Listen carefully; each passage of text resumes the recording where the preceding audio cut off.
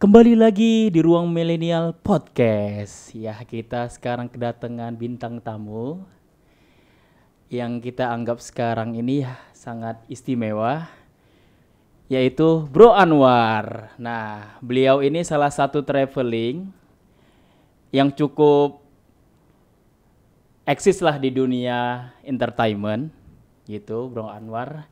Kita mau mengetahui sih bagaimana perjalanan hidupnya, perjalanan karirnya, bagaimana beliau itu merintis dari nol sampai keliling 3 negara itu ke Thailand, Singapura, dan Malaysia itu tanpa biaya gitu.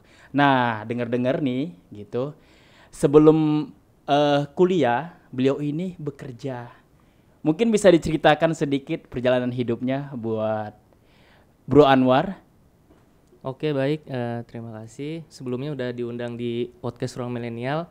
Saya sangat berterima kasih karena sebenarnya saya bukan orang istimewa ya, iya, tapi bisa sedikit mengangkat. Terima kasih. Sebenarnya saya ini belum pernah merintis apa-apa ya, gitu. Mau kualifikasi, saya ini masih bilangnya masih ada tim lah untuk membangun suatu bisnis gitu ya. Tapi cerita singkat saja tentang perjalanan hidup saya.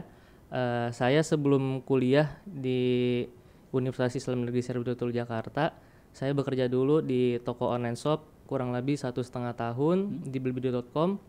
Dulunya packer, kemudian 1 minggu itu langsung pindah posisi jadi quality control, kemudian 6 bulan pindah posisi jadi stock controller. Kemudian ada suatu case masalah di gudang, akhirnya saya tidak diperpanjang.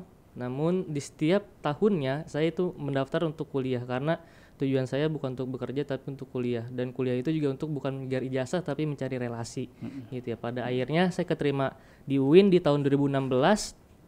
Saya juga bingung nih, saya kan sebelumnya udah ditinggal sama orang tua ya gitu ya. Tapi alhamdulillah ada jalur beasiswa ternyata di UIN itu, jalur bidik misi. Saya mencoba pendaftar dan alhamdulillah saya keterima di bidik misi. Namun saya putar otak lagi, masa ya saya untuk makan sehari-hari mengharapkan dari beasiswa, sedangkan beasiswa turunnya hanya 6 bulan sekali. Saya akhirnya coba ikut-ikut beberapa organisasi, salah satu organisasi mahasiswa ya bendera hijau hitam ya. Kemudian di situ ketemu dengan senior saya. Senior saya mengenalkan dengan seniornya pula dari kampungnya, perantauan juga dari Sumatera Utara, Medan, yang udah merantau lama di Ciputat. Katanya sedang bangun bisnis di bidang pariwisata, tapi pariwisatanya khusus di luar negeri. Namun katanya seniornya dia itu masih kebingungan untuk mencari tim desainer. Kebetulan saat di organisasi saya mengenalkan bahwasanya saya berlatar belakang multimedia, saya bisa desain. Akhirnya senior saya itu memperkenalkan saya dengan seniornya dia, dan akhirnya saya dipertemukan, diskusi pada malam itu juga. Akhirnya senior saya itu pada seniornya dia, saya diterima, dan dari desainer inilah saya mencoba mengupgrade portofolio juga ya, untuk sebagai skill saya menambah gitu dari desainer, mencoba-coba di travel. Pada akhirnya lama kelamaan saya pun akhirnya dicoba untuk menjualkan, memasarkan travel tersebut, dan saya bisa berhasil membawa beberapa peserta, dan akhirnya saya bisa keluar negeri. Padahal saya dulu nggak punya harapan untuk bisa keluar negeri sama sekali gitu. Berarti kalau kita ingin menggapai apa yang kita inginkan, otomatis kita butuh ada proses gitu kan, dimana kita harus keluar dari zona nyaman gitu. Nah, kalau melihat dari perjalanan itu memang ya cukup rumit gitu, di mana harus pindah ke satu tempat ke tempat yang lain gitu kan. Nah, otomatis kan ketika perjalanan itu gitu kan pasti ada suka dukanya. Nah, mungkin bisa diceritakan sedikit gitu kan buat menambah pengalaman pembelajaran buat para permisa yang mendengarkan gitu kan, khususnya saya sendiri gitu. Oke baik, suka dukanya ya, berhubung saya orang tua cerai saat saya usia 2 tahun, itu butuh perjuangan banget ya, karena rata-rata orang yang broken home pasti ada yang ke jalan lurus, ada yang jalan yang tidak. Tapi akhirnya saya bersyukur bertemu dengan lingkungan yang positif. Akhirnya saya tidak terjerumus, walaupun saya dulunya pernah bandel gitu ya, pernah ya jual-jual barang-barang terlarang juga, tapi karena dipertemukan dengan teman-teman yang lingkungan positif akhirnya kebawa jadi positif. Saya terus struggle di sekolah saya, di SMK saya tinggal di sekolah karena pas lulus SMP saya udah tidak tinggal dengan nenek saya tinggal di sekolah selama 5 tahun. Nah di situ saya diberikan pengajaran oleh yayasan gitu ya, bahwasanya sesungguhnya kalau kita punya cita-cita jangan pernah menyerah, dan ada pesan dari Ali bin Abi Thalib, jangan pernah berhenti belajar. Kalau kita berhenti belajar maka kita harus menerima atau siap dengan kebodohan. Jadi kalau kita punya sesuatu gapai terus gitu, jangan pernah menyerah gitu. Oke, memang sungguh pesan-pesan yang sangat menyentuh hati dari Bung Anwar, Bro Anwar sekali. Nah, di sini kan Bro Anwar nih sudah beberapa kali ya, bahkan sudah membawa beberapa customer gitu keliling 3 negara gitu. Kalau dihitung itu 1000 mungkin ada gitu kan. Nah, otomatis kan tuh dengar-dengar Bro Anwar sendiri itu free gitu ya, bakal dapat fee juga. Nah, boleh dong tipsnya gitu, bagaimana bisa keliling 3 negara itu kita mendapatkan benefit, pengalaman, serta gratis gitu. Oke, lagi-lagi kalau kita ingin sesuatu pasti ada proses. Nah, proses itu macam-macam. Seperti di travel ataupun seperti kita berdagang di lain-lain. Kalau kita di travel pastinya kita harus mempromosikan dahulu. Awal-awal kita menjual, pasti di setiap penjualan itu ada namanya fee, ada namanya reward di setiap penjualan. Sama seperti kita dagang-dagang secara offline gitu ya. Kalau di travel cukup hanya dengan online gitu. Perbedaannya ini yang perlu diperhatikan oleh anak muda, sebenarnya kita sama-sama berjualan gitu. Kalau kita capek hanya promosikan tiap hari melalui media sosial, sedangkan kalau offline dia harus capek-capek di lapangan dengan bersuara-suara gitu. Tapi di saat saya bergabung di Abu Nawas, itu salah satu ilmu yang saya dapat, bahwasanya berdagang itu tidak hanya secara offline ataupun di lapangan, jadi bisa sosial media. Terus setiap hari saya berusaha mengupload untuk promosi gitu, karena sebenarnya saya juga dagang loh gitu, saya juga dagang, pasti ada pelanggan gitu, yang di lapangan aja berdagang pasti ada dapat gitu 1 2 3, masa ya saya yang dari sosial media nggak dapat gitu. Nah di situ saya kan belum pernah berangkat sama sekali, saya mencoba memberikan trust gitu, kepercayaan pada customer saya gitu. Saya membawakan diri saya saya lah yang jadi berkata taruhannya gitu ya gitu. Saya mencoba mempertanyakan gitu, saya juga tidak saya sendiri gitu, saya juga meminta pada pihak travel yang saya promosikan untuk kejelasannya. Alhamdulillah di tahun 2017 di bulan April kalau tidak salah ya, itu saya pertama kali berangkat dengan membawa ataupun klien saya itu teman-teman kelas saya gitu. Jadi karena kan ada strategi marketingnya, kita lihat teman-teman kita yang sedikit cukup lah di atas kita ekonominya dan sekira-kira mampu, akhirnya saya terus saya persuasif, akhirnya tertarik dan ikut. Saya bisa membawa sekitar 10 orang kalau tidak salah waktu itu, dan kebetulan juga jadi fee berangkat waktu pertama kali gitu. Nah, good people, dengerin tuh dari Bro Anwar. Nah, yang pertama itu kita jalin hubungan yang baik dulu kalau kita ingin sukses gitu.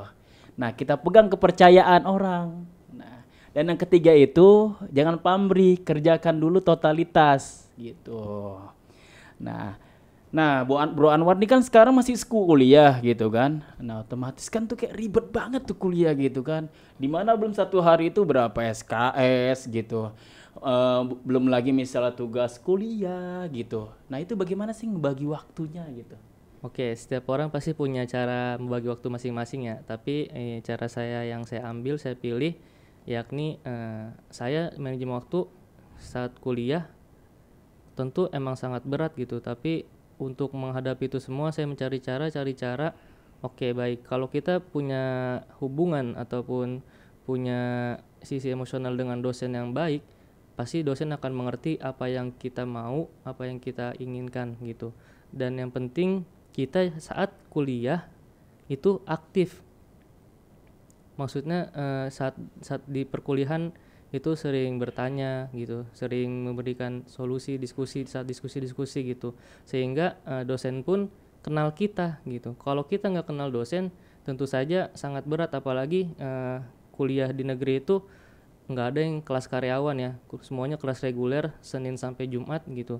Tapi berhubung saya mencoba untuk mendekat dengan dosen-dosen, saya kenal dengan dosen, jadi saya setiap mau berangkat ke luar negeri, saat saya membawa rombongan menjadi tour leader, saya mendapatkan izin gitu, karena saya sudah ada hubungan emosional dengan dosen gitu. Jadi ketika dosen itu galak atau tidak, kita tidak perlu baper atau, tapi emang sisi perkuliahan seperti itu gitu.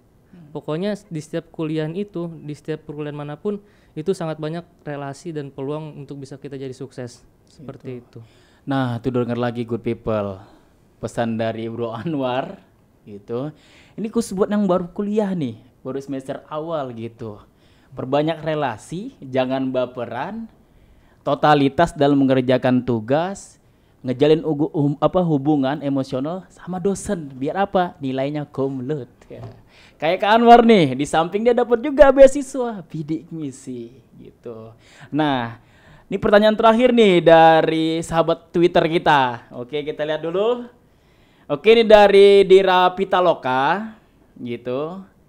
Nah, ini terakhir nih pertanyaannya. Kak Anwar, pesan dong, kesan dan pesan gitu buat kaum milenial atau kaum rebahan gitu. Bagaimana bisa supaya sukses gitu.